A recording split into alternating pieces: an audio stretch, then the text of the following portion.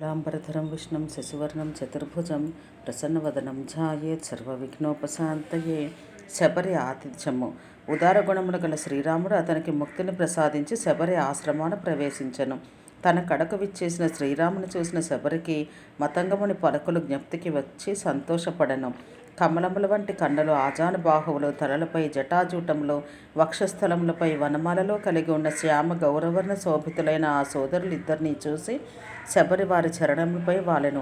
ప్రభువుపై గల భక్తి పారవస్యంన ఆమెకు నోట మాట రాలేదు. పదే పదే వారి పాదపద్మములకు నమస్కరించి పవిత్ర జలములతో వారి పాదములు కడిగి వారిని సుఖాసీనులను గావించను.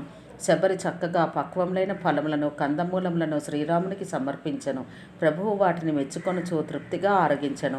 తదనంతరం ఆమె చేతులు జోడించి ప్రభువునెదుట నిలబడెను. ప్రభువును చూచుచున్న కొలది ఆమెలో భక్తి పొంగి పొరలుచుండెను. ఆమె పలికెను, ప్రభు, నేనే విధముగా మిమ్ము స్తుతించవలెను? ఓ పాప విమోచన, నేను నిమ్నజాతి స్త్రీని, మందబుద్ధిని, అధమురాలను, అందున అతి నికృష్టురాలను, నేను జడమతిని. శ్రీరాముడు పలికెను, భక్తురాలా, నా మాటలు వినము. నేను కేవలం భక్తి తత్పరత్వంచే గౌరవించదను. జాతి, కులము, ధనము, బంధుత్వము, గౌరవము, గుణము, బుద్ధి కౌశలము మొదలైనవి ఎన్ని ఉన్ననో భక్తి లేని వ్యక్తి నీరు లేని మేఘంతో సమానము. కనుక అట్టివారు నా ప్రేమకు పాత్రలు కారు. ఇప్పుడు నేను నీకు నవవిధ భక్తులను గురించి తెలిపెదను. సావధానంగా విని వానిని మనసున మననం చేయము. మొదటిది సజ్జన సాంగత్యము. రెండవది నా కథలయందు అనురక్తి. అభిమానం వదిలి గురుచరణములు సేవించటం మూడవది. మనస్ఫూర్తిగా నా గుణములు గానము చేయటం నాలుగవది. రామనామము జపించుచు నాపై దృఢ విశ్వాసం నుంచుట ఐదవ విధమైన భక్తి. ఇది వేద ప్రసిద్ధం. ఇంద్రియ నిగ్రహం, శీలము, లౌకిక కర్మలయందు విరక్తి, నిరంతరము సజ్జనయోగ్యమైన కార్యాచరణమందు తత్పరత ఆరవ విధమైన భక్తి. జగత్తును రామమయంగా సమాన భావంతో చూచుచూ సజ్జనులను నాకంటను అధికులుగా పరిగణించుట ఏడవ విధమైన భక్తి. ప్రాప్తించిన దానితో సంతృప్తిని చెందుచు స్వప్నమును కూడా ఇతరుల దోషములను గురించి తలంపకుండుట అష్టమ రీతి భక్తి. అందరితో సరళంగా, నిష్కపటంగా వ్యవహరిస్తూ హృదయాన నాపై విశ్వాసముంచి హర్ష విషాదములను దరిచేరనీయకుండుట నవమరీతి భక్తి. ఈ తొమ్మిదింటిలో ఏ ఒక్క భక్తి మార్గమును అనుసరించినను చాలును. అట్టివారు జడమైనను, చేతనే అయినను, స్త్రీ అయినను, పురుషుడైనను నాకు అత్యంత ప్రీతిపాత్రులు.